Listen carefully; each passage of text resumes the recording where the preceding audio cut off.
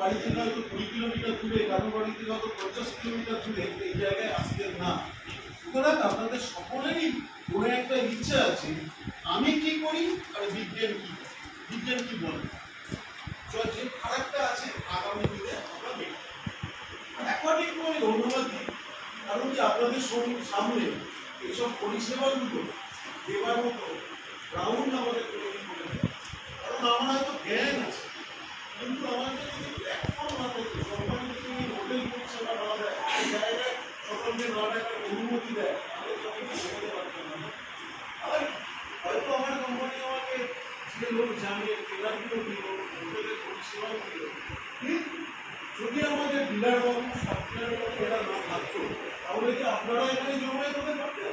আমরা তো জমে গিয়ে দিই, আপনাদেরকে ওদের সঙ্গে ডাইরেক্ট জড়িয়ে দিই।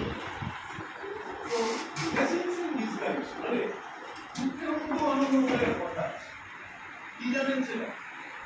আজকে যারা টিভি দেখেছেন